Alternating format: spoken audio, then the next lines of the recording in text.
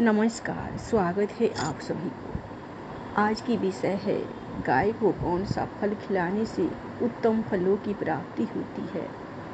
एक समय की बात है, देवर्षि नारद भगवान शिव के दर्शन करने के लिए कैलाश पर्वत की ओर निकल पड़ते हैं। तभी उन्हें रास्ते में अनेक गाय दिखाई पड़ती है और गायों के साथ अनेक शेर भी घूम रहे होते हैं। दो विपरीत पशुओं को एक साथ देखकर उन्हें बड़ा विस्मय हुआ। तभी उन्हें एक मनुष्य दिखाई पड़ता है जो गायों के साथ खड़ा है और उन्हें भोजन करा रहा है। देवर्षि नारद उन मनुष्य के पास जाते हैं और पूछने लगते हैं, हे प्रिय, हे विप्र, यह कौन सा प्रदेश है? यह स्थान बड़ा ही विचित्र दिखाई पड़ रहा है। गाय और शेर एक साथ घूम रहे हैं, दोनों को एक दूसरे का भय नहीं है। तो वह मनुष्य कहता है, हे मुनिवर, यह कैलाश पर्वत है। यहाँ पर भगवान शिव की बड़ी माया फैली हुई है। इसी कारण से यहाँ पर कोई हिंसा नहीं करता। शिव की माया से ही इस दुर्गम प्रदेश में सभी पशुओं को उत्तम भोजन की प्राप्ति हो रही है। यह बात सुनकर देवर्षि नारद भगवान शिव से मिलने के लिए उनके स्थान पर जाते हैं।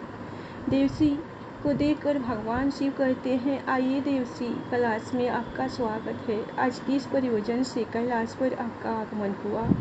देवर्षि कहते हैं, हे भोलेनाथ, मन में आपके दर्शन करने की इच्छा हुई तो चला आ गया। आपके दर्शन करने मात्र से ही सभी कष्ट समाप्त होते हैं।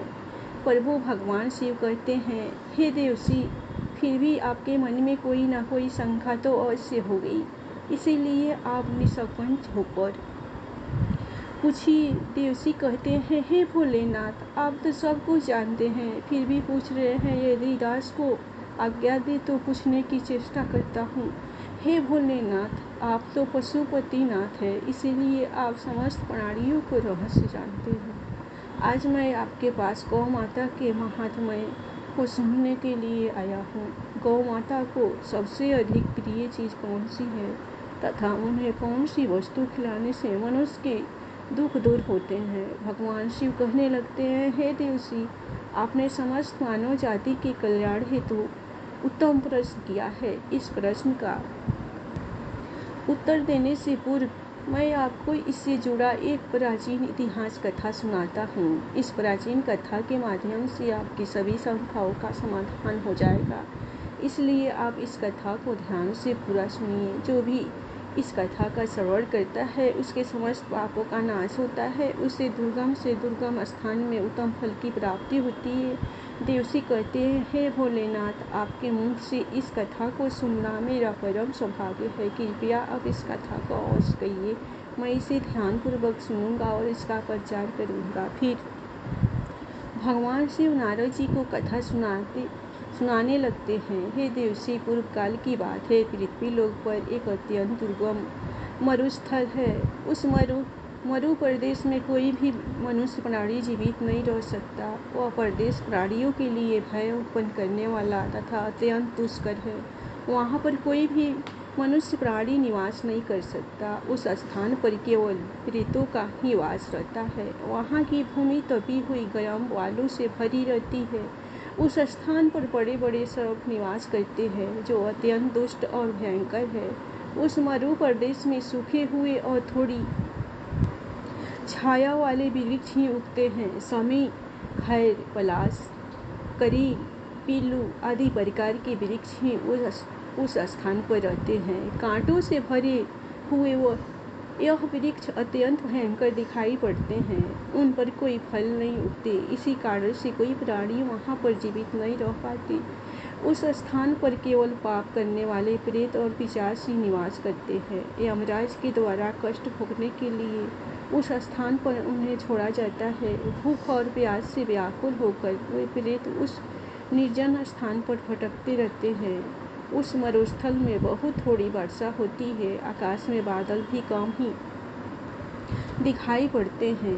पीने के लिए कहीं पर भी जलाशय नहीं होता। भूमि पर जो जल गिरता है वह भी तुरंत ही अदृश्य हो जाता है। फिर एक दिन एक बनिया अपने साथियों के साथ उस निर्जन स्थान की ओर चलने लगता है। फिर दुर्भाग्यवश होकर वह अपने साथियों से बिछड़कर उस निर्जन स्थान में पहुंच जाता है। उस मरुस्थल में वह इधर उधर भटकने लगता है और अपने साथियों को खोजने लगता है। बहुत देर तक इधर उधर भटकने के पश्चात उसके मन में भ्रम होने लगता है। अधिक समय तक चलने के कारण वह भूख और प्यास से पीड़ित हो जाता है। उसे अपनी प्यास बुझाने के लिए कहीं पर भी जल दिखाई नहीं पड़ता है। फिर एक स्थान पर खड़ा होकर वह चारों ओर देखकर सोचने लगता है, किस दिशा में गांव है, किस दिशा में जल है, मैं कहाँ जाऊँ।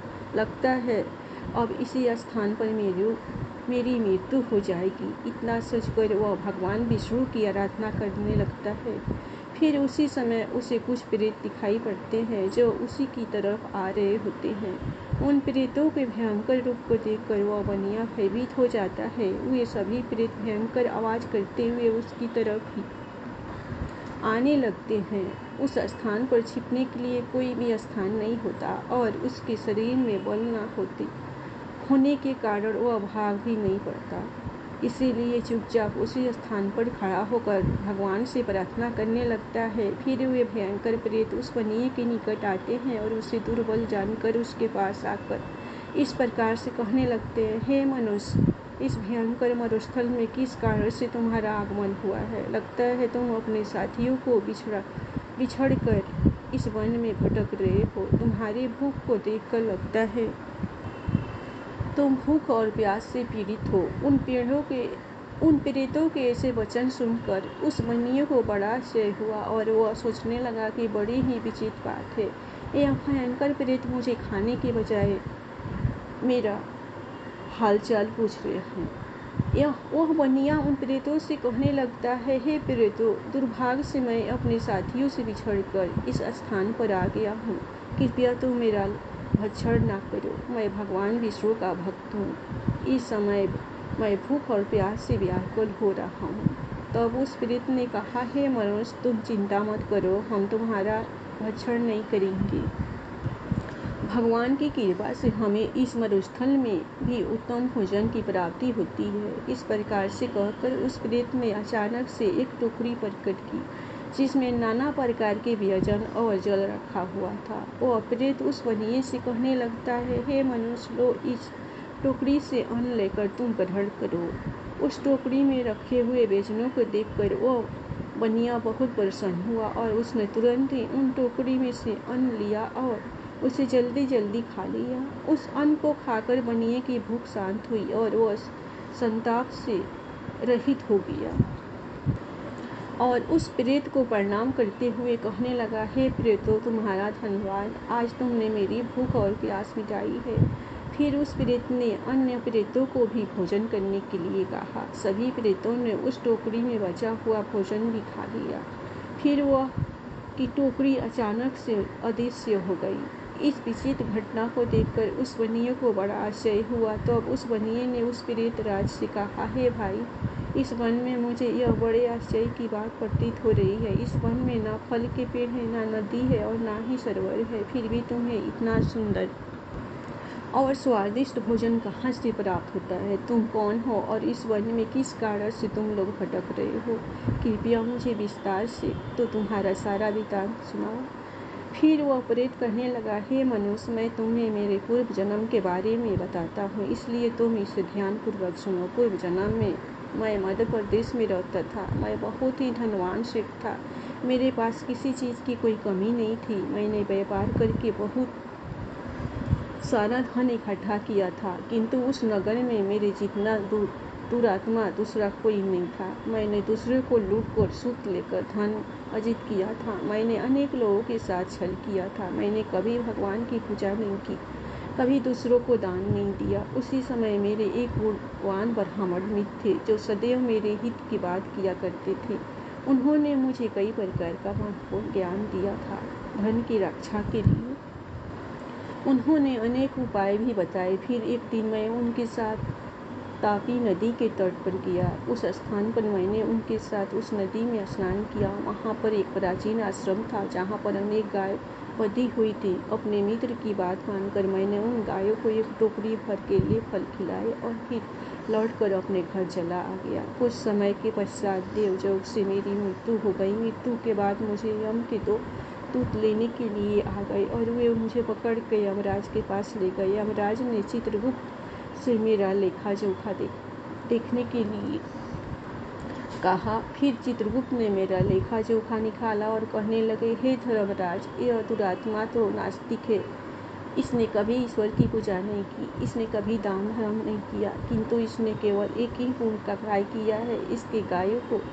इसने गायों को केले के फल खिलाए हैं। बस इतना ही इसका पुण्य है। चित्रगुप्त की बात सुनकर यमराज ने अपने दूतों को आदेश देकर मुझे प्रेत बनाकर इस दुर्गम प्रदेश में डालने के लिए कहा। नास्तिक और दुरात्मा लोगों को प्रेत बनाकर इस दुर्गम प्रदेश में डाल दिया जाता है, किंतु मेरा द्वारा केवल एक ही पुण्य का काम हुआ था। मैंने गाय को टोकरी भरकर केले का फल खिलाया था। इसी पुण्य के कारण मुझे इस भयंकर दुर्गम स्थान में भी एक टोकरी भरकर स्वादिष्ट भोजन प्राप्त होता है। प्रेतों को ऐसा भोजन नहीं मिलता। प्रेतों का भोजन अत्यंत घृणित और दुर्गंधियुक्त होता है, किंतु मेरे पुण्य के कारण यहाँ पर निवास करने वाले प्रेतों को भी उत्तम भोजन की प्राप्ति होती है। इसी कारण से उन्होंने मुझे अपना प्रधान बना दिया। यहाँ पर निवास करने वाले सभी प्रेत दुरात्मा हैं। उन्होंने अनेक पाप किए हैं। दिवाले से धन की चोरी की है, पराई स्त्रियों से संबंध बनाए तथा स्वामी के साथ द्रोह किया है। इसी पाप के कारण यह सभी प्रेत बने हैं। भगवान विष्णु परात्मा है और आप भगवान विष्णु के परम भक्त दिखाई पड़ते हैं, इसलिए आपके इस स्थान पर आने से मेरी मुक्ति हो जाएगी और मुझे उत्तम गति प्राप्त होगी। परंतु मेरे बगैर यह सभी प्रेत इस मरुस्थल में कष्ट भोगेंगे। इसीलिए आप मुझ पर कृपा करके मेरे इन सभी प्रेत मित्रों की मुक्ति के लिए उपाय कीजिए।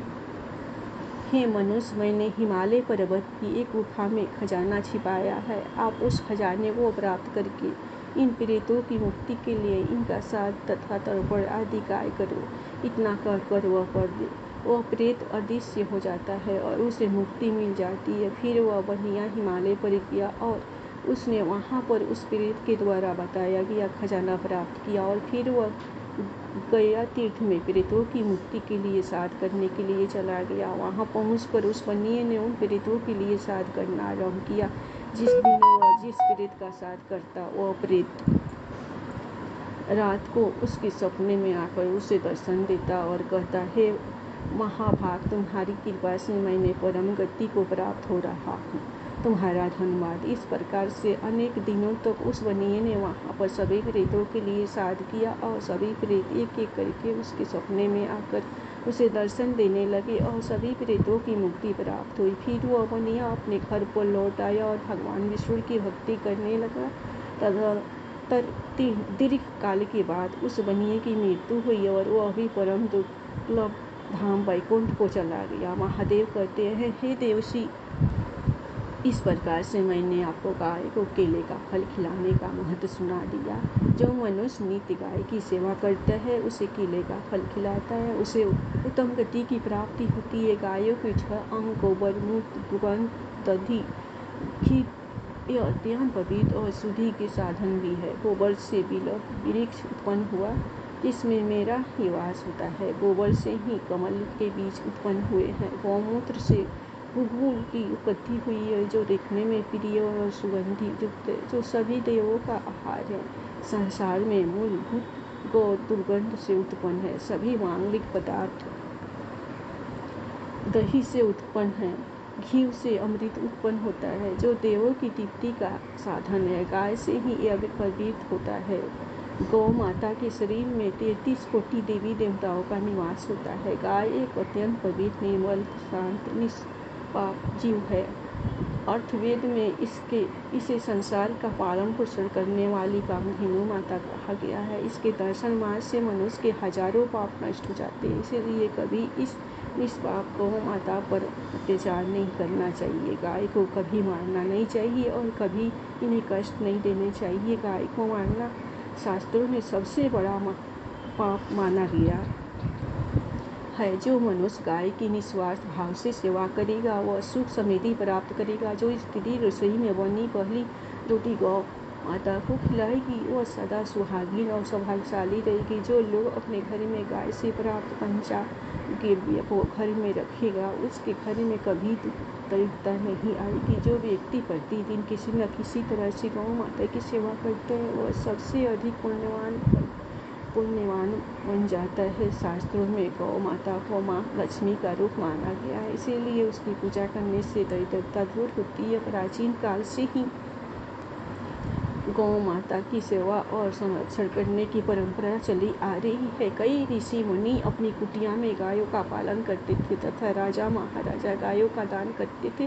गायों के दान को सबसे बड़ा दान कहा गया है। गाय का दान करने से सभी जन्मों के पाप नष्ट हो जाते हैं और मनुष्य को मोक्ष की प्राप्ति होती है। गौ माता के दर्शन करना बहुत शुभ होता है। शास्त्र कहते हैं कि रोज सुबह गाय के दर्शन होने से पुण्य की प्राप्ति होती है और सुबह गोबर के दर्शन होने से लक्ष्मी की प्राप्ति होती है। अगर किसी महत्वपूर्ण कार्य के लिए जा रहे हैं और अचानक ही गौ माता आपके रास्ते में आ जाती है तो वह कार्य निश्चित ही सफल हो जाता है। किसी भी यात्रा पर निकलते समय अगर गौ माता के दर्शन हो जाए तो वह यात्रा सुखपूर्वक पूर्ण हो जाती है, इसमें संशय नहीं है। अगर घर में धन की समस्या है तो गुरुवार के दिन गाय को केले का फल खिलाना चाहिए, इससे दरिद्रता दूर होती है। गौ माता के पीठ पर एक उभरा हुआ गोबर होता है, उस गोबर में सूर्य केतु नाड़ी होती है। जब भी द्वार पर गौ माता पधारे तो इस गोबर को एक बार जरूर स्पर्श करें, इससे जीवन में सभी रोगों का अंत होगा और धन संपत्ति की प्राप्ति होगी। शास्त्रों में कहा गया है जो मनुष्य तन मन धन से गौ माता की सेवा करता है वह मृत्यु के बाद